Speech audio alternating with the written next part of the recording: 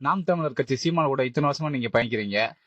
அவரோட இருக்க மறக்க முடியாத சம்பவம் ஏதாவது இருக்கா? சீமான் அண்ணன் கூட பயணிக்கிறதுல ஒவ்வொரு தருணமே மறக்க முடியாத சம்பவமாத்தே இருக்கும். அதுலயும் மிகப்பெரிய ஒரு சம்பவம் சொன்னா, அப்ப நானும் சீமான் அண்ணனும் ஒரே பள்ளிக்கூடத்துலதான் படிச்சோம். சிவகங்கை மாவட்டம் இளையான்குடியில. சீமான் அண்ணன் 12வது படிச்சுக்கிட்டாரு, நான் 8வது படிச்சுட்டு இருந்தேன். அப்ப 2 பேரும் பள்ளிக்கூடம் போறப்ப ரெண்டு மலையை கடந்து ஏறி இறங்கி போனோம். காவிரி ஆறு ஓடும்.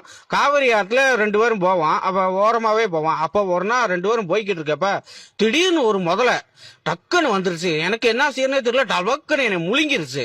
முழுங்கி நான் உள்ள வயத்துக்குள்ள போயிட்டேன். ஃபுல்லா இருட்டு. உடனே என்ன செய்யறனே தெரியல. உடனே சீமான் அண்ணே அண்ணே அண்ணேன்னு கத்துறேன். உடனே சீமான் அண்ணன் உள்ள டபக்குன்னு பாஞ்சு உள்ள வந்துட்டாரு. வந்தோடனே எனக்கு உயிரே வந்துச்சு. சீமான் அண்ணன் வந்தோடனே உள்ள டியூப் லைட் எரியற மாதிரி எனக்கு வெளிச்சம் வந்துருச்சு. ஆகா, நம்ம பொழைச்சுக்கிருவோம்டா அப்படின்னு நம்பிக்கை வந்துச்சு. உடனே சீமான் அண்ணன் என்ன சொன்னாரு, எங்களா அந்த சவுண்டரி பாக்ஸ் அப்படின்னு கேட்டாரு. சவுண்டரி பாக்ஸ் இந்த இருக்குன்னு சவுண்டரி பாக்ஸ் எடுத்து கொடுத்தேன். உடனே அந்த சவுண்டரி பாக்ஸ் எடுத்து அதுல காம்போஸ் இருக்கும் பாத்தீங்களா, காம்போஸை வாங்கி அப்படியே முதலையோட நுரையீரல அறுத்தாரு. முதல்ல செத்துருச்சு. அப்புறம் அந்த குடலை பூரா அறுத்துட்டு வவுத்த ஒரு கிழிச்சிட்டாரு. கிழிச்சிட்டு அவர் வெளியே போயிட்டு என்னையும் கையை பிடிச்சி இழுத்து வெளியே கூட்டு வந்து அவர் நீச்சல் அடிச்சுக்கிட்டே போனா நான் முதுகுல ஏறிக்கிட்டே நீச்சல் அடிச்சு காவேரி கரையை கடந்து என்னை உயிரை காப்பாத்தினாரு. அந்த சம்பவத்தை உண்மையிலேயும் மறக்கவே முடியாது. உண்மையிலேயும் அதெல்லாம் யோசித்தாரு பாருங்க.